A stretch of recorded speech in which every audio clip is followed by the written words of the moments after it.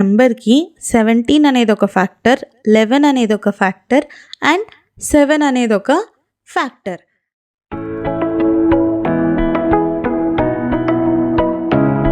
Hello class, ఇవాళ మనం exercise 1.2లో 5th question చూస్తున్నాం. 5th క్వశ్చన్ ఏంటి?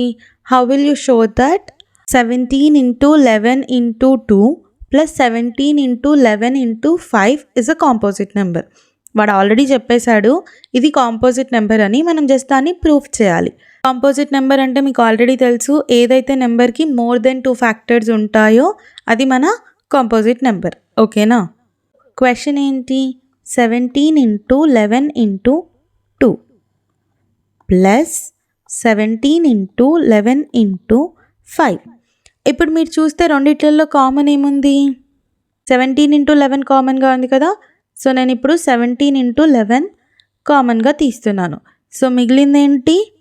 2 ప్లస్ అలాగే ఈ 17 into 11 బయటకు ఆల్రెడీ వచ్చేసింది. మిగిలింది ఏంటి? 5. ఓకేనా? అప్పుడు ఏమవుతుంది? 17 into 11 into 5 plus 2 ఎంత? 7. ఓకేనా? సో ఇప్పుడు 17 into 11 into 7. దీని అర్థం ఏంటిది? మన నెంబర్కి అంటే ఈ నెంబర్కి 17 అనేది ఒక ఫ్యాక్టర్, 11 అనేది ఒక ఫ్యాక్టర్ అండ్ 7 అనేది ఒక factor. So it has more than 2 factors. అంతే కదా. Therefore it is a composite number. అంతే కదా. కాంపోజిట్ నెంబర్ అంటే ఏంటి? ఏ నెంబర్కి అయితే 2 ఫ్యాక్టర్స్ కన్నా ఎక్కువ ఉంటాయో. ఇక్కడ ఆల్రెడీ 3 ఫ్యాక్టర్స్ ఉన్నాయి అంటే ఎక్కువ ఉన్నాయి 2 ఫ్యాక్టర్స్ కన్నా. So it is a composite number.